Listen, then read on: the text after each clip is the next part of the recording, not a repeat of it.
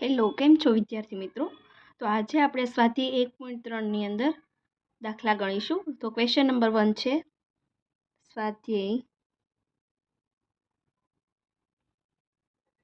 1.3 question number 1 એની અંદર છે નીચેના વિધાનો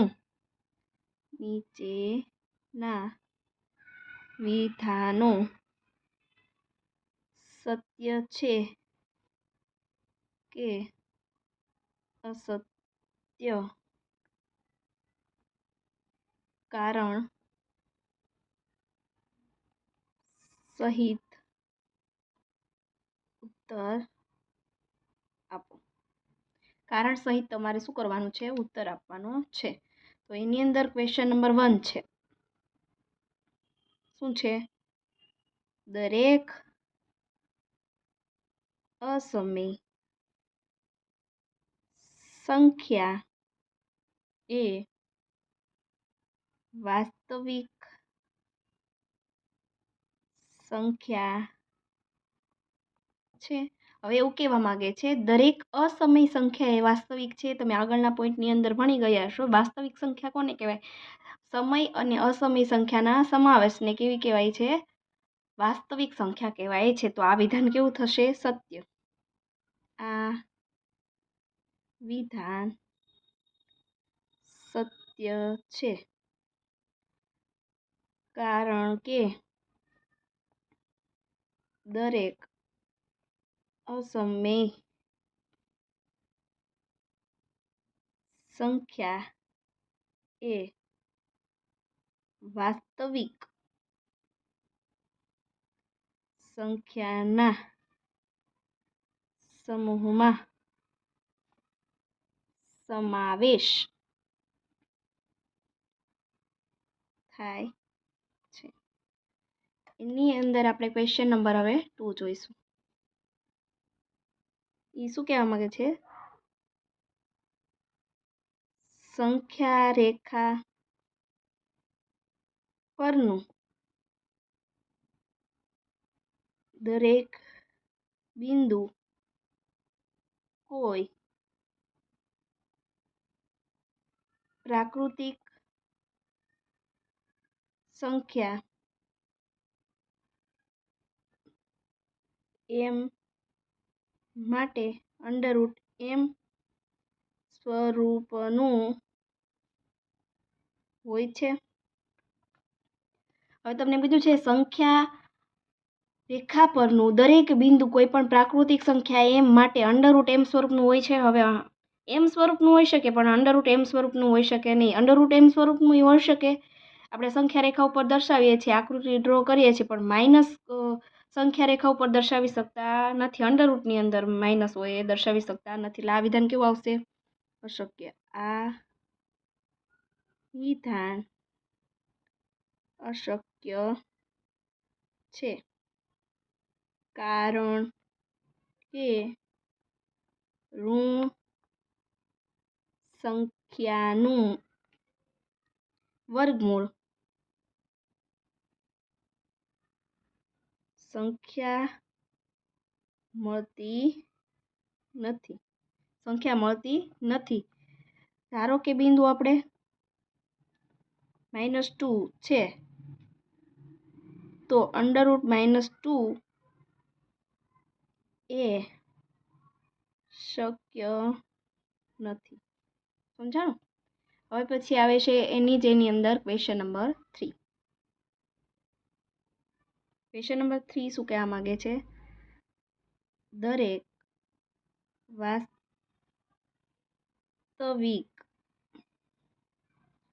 સંખ્યા એ અસમય સંખ્યા છે. દરેક વાસ્તવિક સંખ્યા એ અસમય સંખ્યા છે. પહેલા તો ખબર જ છે વાસ્તવિક સંખ્યા એ ઓનલી ફોર અસમય સંખ્યા નથી, પણ સમય સંખ્યા પણ કહી શકાય. એટલે આ વિધાન કેવું આવશે? અશક્ય. આ વિધાન અશક્ય છે કારણ કે વાસ્તવિક સંખ્યાના સમૂહમાં સમાવેશ થતો નથી. હવે આની પછી આપણે જોઈશું ક્વેશ્ચન નંબર 2.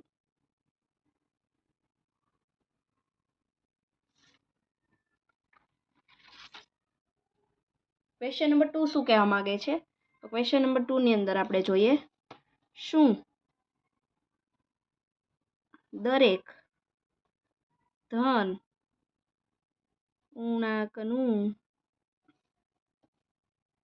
વર્ગમૂળ અસમય સંખ્યા હોય છે? ક્વેશ્ચનમાં જો ના તો એવી એક સંખ્યાનું ઉદાહરણ આપો જેનું વર્ગમૂળ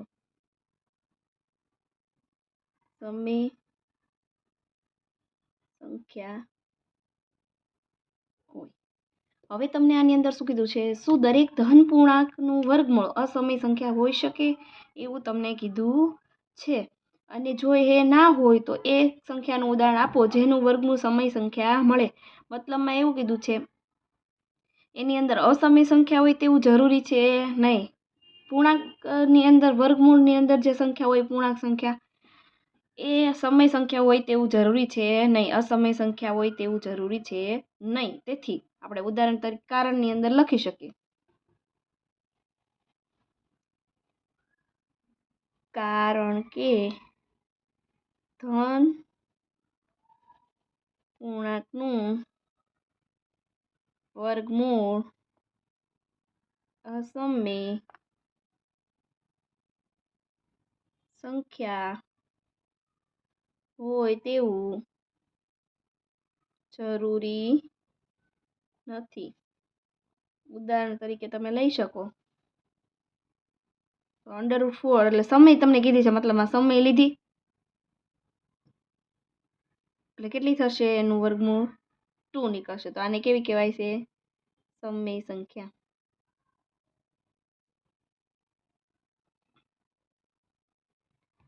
આપણે ક્વેશ્ચન નંબર 3 જોઈશું. ક્વેશ્ચન નંબર 3 શું કહે છે? √5 ને સંખ્યા રેખા પર કેવી રીતે દર્શાવી શકાય તે બતાવો.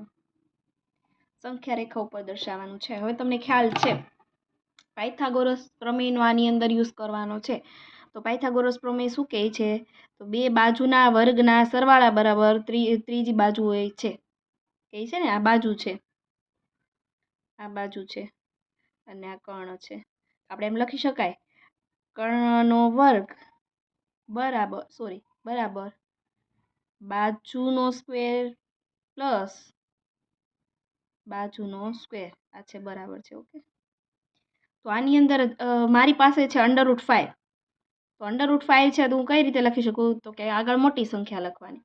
2 + 3 લખું, 3 + 2 લખું તો મારે બે આકૃતિ ડ્રો કરવી પડે. એના કરતાં મારે 4 ઇઝી પડે, કેમ કે વર્ક કરવાનો છે. તો 4 + 1 લખી શકું. હવે આ રીતે મારે દર્શાવવાનું છે, મતલબ આનો યુઝ કરીને મારે આકૃતિ ડ્રો કરવાની છે. તો હું આ રીતે લખી શકું 2 + 1 2 લખી શકીએ ને. ચાલો હવે આપણે આકૃતિ ડ્રો કરશું. તો આકૃતિની અંદર સૌપ્રથમ શું આવશે? તો કે જે તમને પહેલી સંખ્યા આપી છે એ તમારે હંમેશા ક્યાં દોરવાનું થશે? નીચે.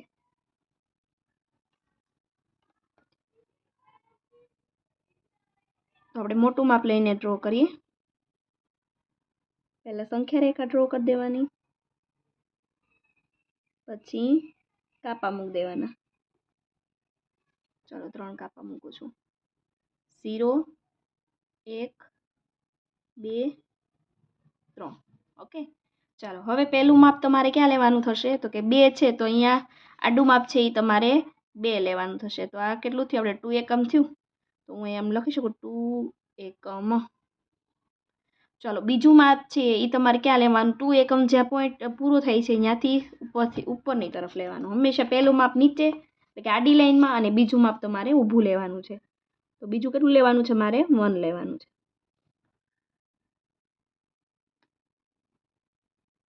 ઓકે હવે તમારે શું કરવાનું છે કે અહીંયા 0નો બિંદુ જ્યાં છે પોઈન્ટ છે અને 1નું જ્યાંથી આપણે 1 સુધી માપ લીધું છે એ બે ખુલ્લા છેડા હોય ત્યાં આપણે શું કરવાનું છે બેયને જોઈન્ટ કરી દેવાના છે. જોઈન્ટ કરી દીધા. હવે આપણે કેટલું લીધું હતું તો કે 1 એકમ લખતું જવાનું જોડે જોડે જે તમે પ્રોસેસ કરો છો એ. ઓકે ચાલો 1 એકમ લીધું છે. હવે શું કરવાનું છે તો કે અહીંયાથી ઓ બિંદુથી તમે જે બે ખુલ્લા છેડાને જોઈન્ટ કર્યા છે એટલું માપ ખોલવાનું છે.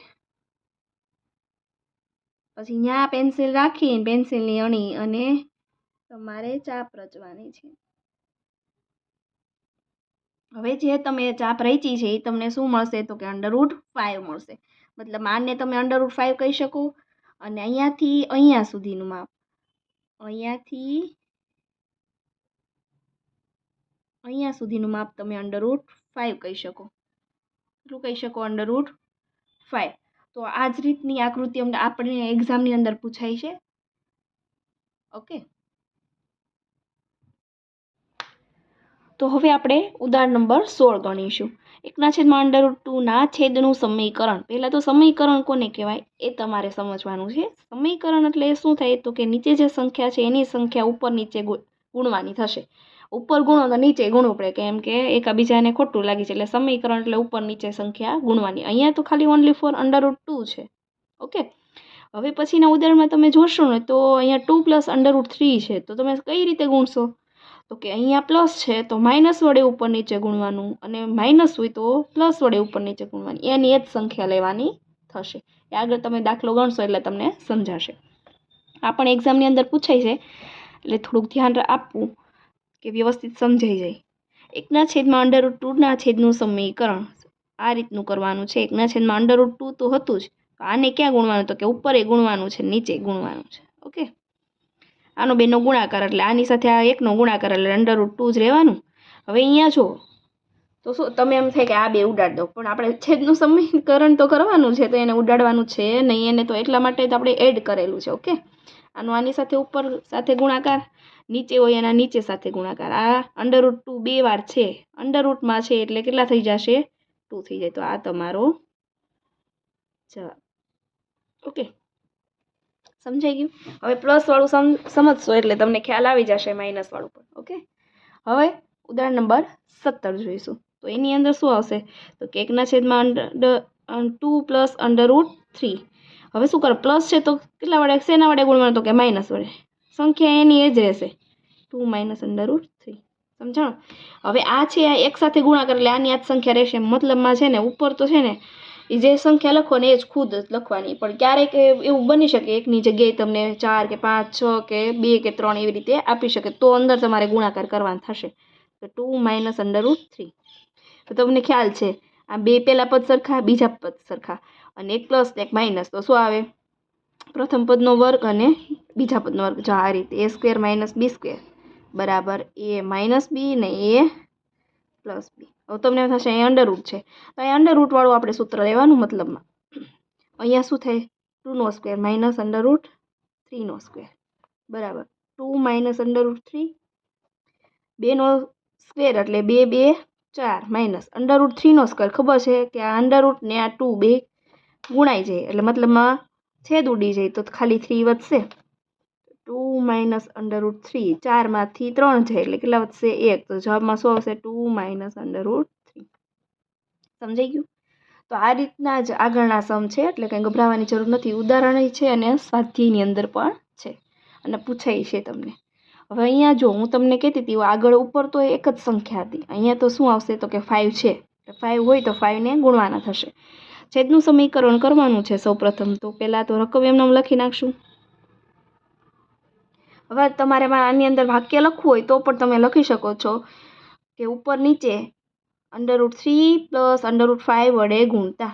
ઓકે, અહીંયા ગુણાકાર, અહીંયા માઇનસ છે તો કેટલા શેના વડે થશે? તો કે પ્લસ વડે. 3 પ્લસ √5 અને √3 પ્લસ √5.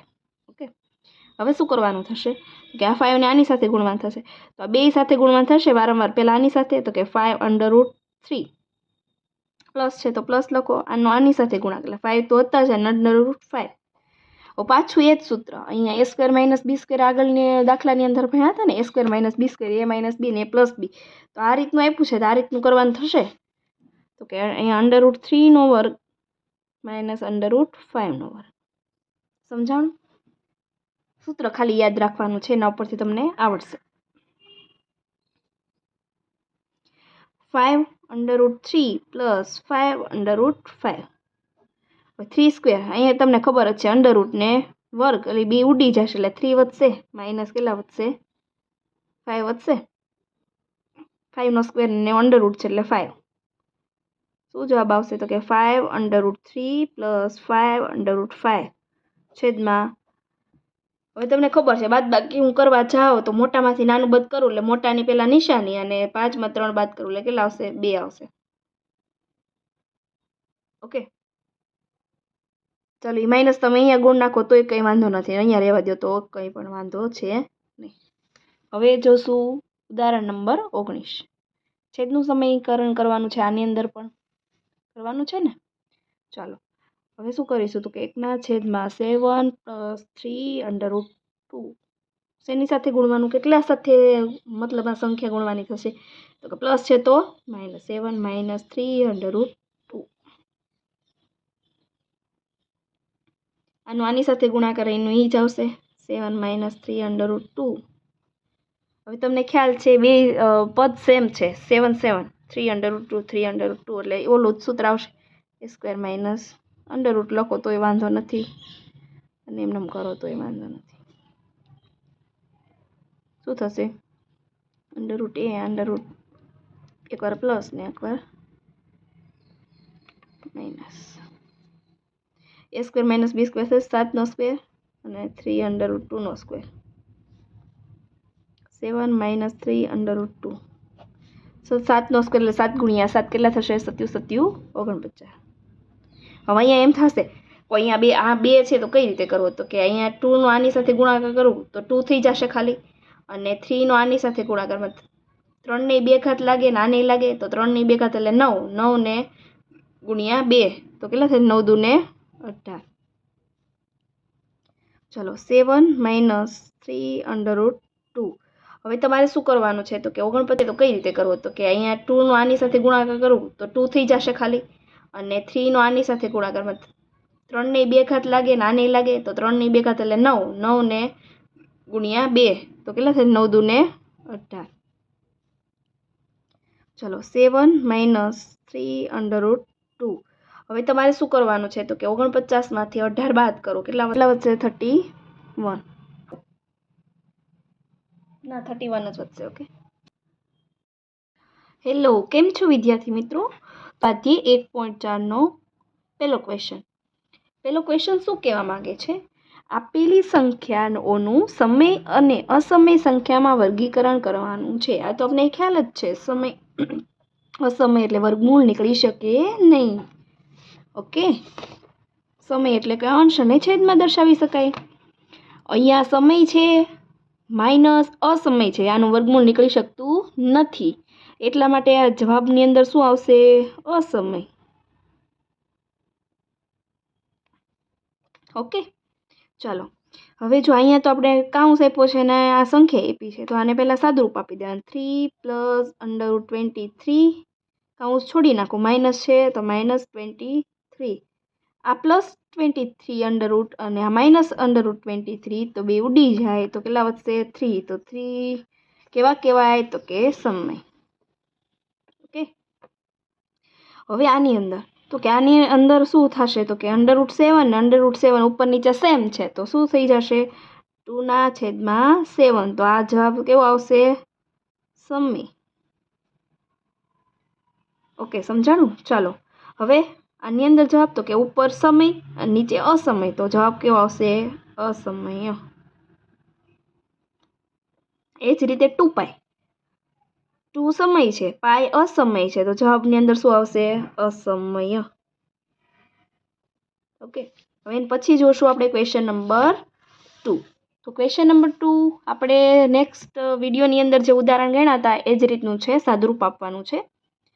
તો આની અંદર શું થશે? તો કે પહેલાનો પહેલા સાથે ગુણાકાર 3 અને 2 બી સિંગલ છે, અંડરરૂટની અંદર નથી, મતલબમાં ડાયરેક્ટ ગુણાકાર 2 તેરી 6. હવે આનો આની સાથે તો પ્લસ છે, તો પ્લસ મૂકો. આવી રીતે નાખ્યા આવે આવી રીતે કરતા રહેવાનું. અહીંયા અંડરરૂટમાં છે, અહીંયા સિંગલ છે, તો આપણે સિંગલ પહેલાં લખી નાખો અને અંડરરૂટ 2માં સાઈડમાં લખી નાખો. આનો આની સાથે પ્લસ 2 સિંગલ લખો, અંડરરૂટ 3 છે તો 3 લખો, પ્લસ છે પ્લસ લખો, પ્લસ પ્લસ પ્લસ અંડરરૂટ 3 ને અંડરરૂટ 2, અંડરરૂટ 2 ને અંડરરૂટ 3, 6 પ્લસ અહીંયા જો અંડરરૂટ 3 છે ને અંડરરૂટ 2 છે, તો બેનું કંઈ પ્રોસેસ થશે નહીં, તો એમને લખી નાખવાનું. અંડરરૂટ 3 દુને 6. ઓકે, હવે આમાં આના અંદર કંઈ પ્રોસેસ થતી નથી, આગળ કંઈ કરવાની જરૂર છે નહીં, તો એના પછી ક્વેશ્ચન નંબર 2 જોઈશું. આની અંદર તમે જુઓ તો પહેલા પદ કેવા છે? સેમ છે. બીજા કેવા છે? સેમ છે. એક પ્લસ છે, એક માઇનસ છે, તો કઈ રીતનું સૂત્ર લાગશે? તો કે a માઇનસ અંડરરૂટ બી, તો અને a પ્લસ અંડરરૂટ બી, તો શું આવશે? a સ્ક્વેર માઇનસ અંડરરૂટ બીનો વર્ગ.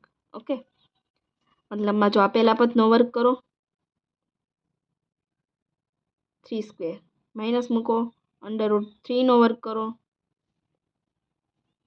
અંડરરૂટ 3નો વર્ગ એટલે 9 થશે, માઇનસ અંડરરૂટ 2નો અંડરરૂટ 3 છે એનો વર્ગ કરીએ એટલે આ બે કેન્સલ થઈ જાય, એટલે 3 થઈ જશે. કેટલા વધશે?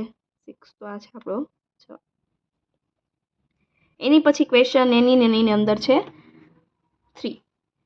આની અંદર અંડરરૂટ 5 પ્લસ અંડરરૂટ 2 ને હોલ સ્ક્વેર એટલે કે આખાનો સ્ક્વેર આપેલો છે, મતલબ આ રીતનું સૂત્ર થાય, underroot a plus underroot B, તો શું થાય? Underroot a square plus 2 underroot ab plus underroot B square. ચાલો એ રીતનું સૂત્ર લગાવો. આ છે ને આ અલગ કરવાનું છે. અંડરરૂટ 5નો સ્ક્વેર પ્લસ 2 અંડરરૂટ 5 દુને 10 પ્લસ અંડરરૂટ 2નો વર્ગ. 5નો વર્ગ એટલે 5 પ્લસ 2 અંડરરૂટ 10 પ્લસ 2 બરાબર 5 ને 2 7. સિંગલ છે એટલે એ બેને ભેગા કરી દેવાના, આની એમને રાખવાનું કેમ કે અંડરરૂટમાં છે એટલે 2 અંડરરૂટ. એની પછી ક્વેશ્ચન નંબર 4 એમાં છે એક પ્લસ છે એક માઇનસ છે, આગળ જે સૂત્ર લગાડ્યું એ જ છે, પણ જો આ રીતનું છે a minus underroot B square, તો શું થશે? Underroot a square minus B, sorry a square minus B square એટલે a minus B underroot B a plus underroot B. Okay, એટલે આ કરવા આ છે આપણી પાસે, આ કરવાનું છે. તો અંડરરૂટ 5નો સ્ક્વેર માઇનસ અંડરરૂટ 2નો સ્ક્વેર, 5 થઈ જશે અને અહીંયા 2 થઈ જશે, 5 માઇનસ 2 એટલે 3. આ છે આપણો આન્સર. સાદુરૂપ આપવાના તમને એક્ઝામની અંદર પૂછે છે અને એકદમ સિમ્પલ છે, એટલે કંઈ ગભરાવાની જરૂર નથી, એકદમ મજા આવે એવા સમ છે. ઓકે, અને પછી આપણે ક્વેશ્ચન નંબર 3 જોઈશું. તો હવે આપણે જોઈશું ક્વેશ્ચન નંબર 4. ક્વેશ્ચન નંબર 4 શું કહેવા માંગે છે આપણે જોઈએ. યાદ કરો કે પાય એ એક વર્તુળના પરિઘ સી, પહેલાં તો પરિઘનું સૂત્ર તમને આવડતું હોવું જોઈએ, અને તેના વ્યાસ ડીના ગુણોત્તર તરીકે દર્શાવવામાં આવે છે. એટલે કે પાય બરાબર સી અપોન ડીને વિરોધાભાસી છે, કારણ કે પાય એ અસમય સંખ્યા છે. આ વિરોધાભાસનો ઉકેલ કેવી રીતે મેળવશું? મતલબમાં ગુણોત્તર લેવાનો કીધો છે, પરિઘ અને વ્યાસનો તમારે શું લેવાનો છે? ગુણોત્તર લેવાનો છે. એ જે મળે એ કેવું મળે છે? તો કે અસમય સંખ્યા મળે છે, કે વિરોધાભાસ છે એ તમારે ઉકેલવાનું છે. સૌપ્રથમ તો આપણે વર્તુળનો પરિઘ ખ્યાલ હોવો જોઈએ. ઓકે, તો આપણે લખીએ વર્તુળનો પરિઘ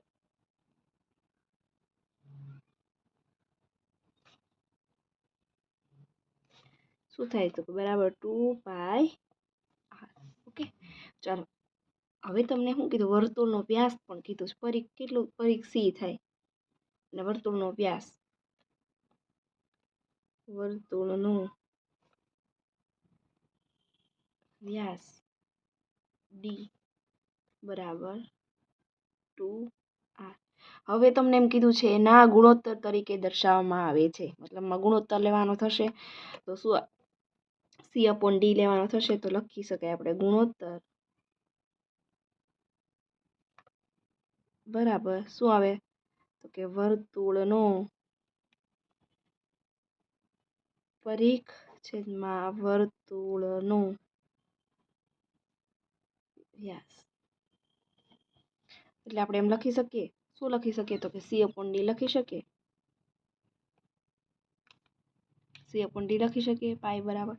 પાઈ આપણે મેળવવાનું છે તો વર્તુળનો પરિઘ કેટલો છે તો કે 2πr અને વ્યાસ કેટલો છે તો કે 2r. 2 કેન્સલ ને r કેન્સલ, તો જવાબમાં શું આવશે આપણી પાસે પાઈ. તો ગુણોત્તર આપણે કેટલો મળ્યો, છે તો કે પાઈ મળ્યો છે. તો આપણને એ જ કીધું હતું ને કે ગુણોત્તર તમને વિરોધાભાસના કારણને લીધે તમને શું જવાબની અંદર મળે છે તો કે પાઈ એ અસમય સંખ્યા છે. તો પાઈ એ અસમય છે, આપણે આગળ ભણી ગયા છીએ પાઈ એ કેવું છે, અસમય છે. તો આપણે લખી શકીએ વર્તુળનો પરિઘ અને તેનો વ્યાસ એકદમ ચોક્કસ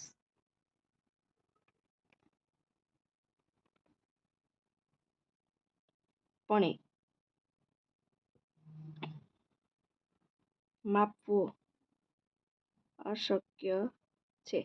શું તમને કીધું, તો આપણે શું લખવાનું છે, વર્તુળનો પરિઘ અને વ્યાસ એકદમ ચોક્કસ માપી શકાય નહીં. શું કામ તો કે વર્તુળ તમારું કેવડું છે એના ઉપર ડિપેન્ડ છે. વર્તુળ મોટું હોય તો એનું કંઈ માપી શકાતું નથી. હવે નાની સાઈઝમાં અત્યાર સુધીમાં આપણે જે ભણવાની અંદર આવે છે એ તો નાની સાઈઝના આવે છે, આટલા પછી આવડા આવે, પેજ જેવડા આવે, એવડા આવે તો આપણે માપી શકીએ છીએ. બાકી બહુ મોટું હોય, ધારો કે આપણે પૃથ્વી લઈએ તો એનું માપી શકાતું નથી.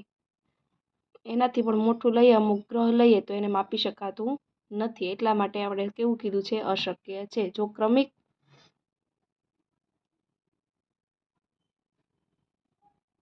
દર્શિતા આની રીતથી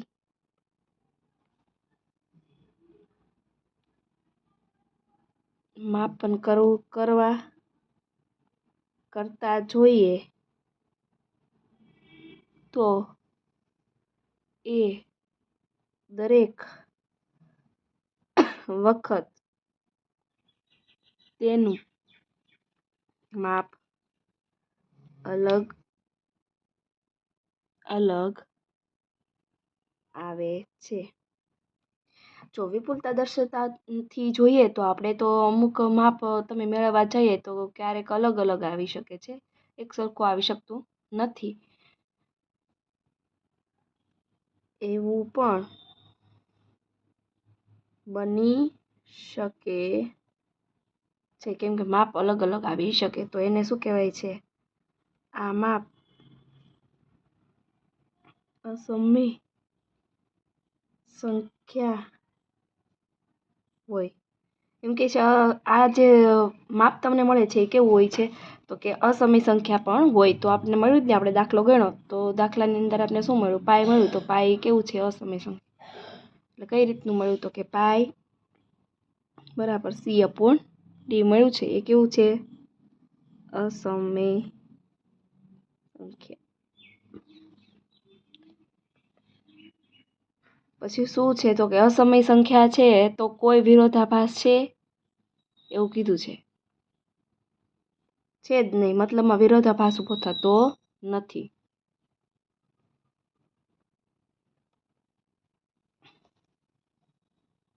વિરોધાભાસ જ નહીં.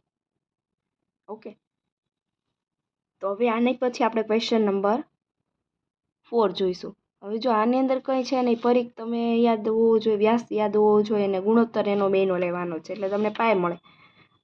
આ તો આપણે આ તો તમારે જે લખવાનું છે એ આપણી રીતે જ લખવાનું છે. વિરોધાભાસ ઉપધાય છે અને બેનું માપ ચોક્કસ હોઈ શકે એવું શક્ય છે નહીં. એવું બની શકે, અલગ અલગ પણ માપ આપણે આવી શકે. Thank you.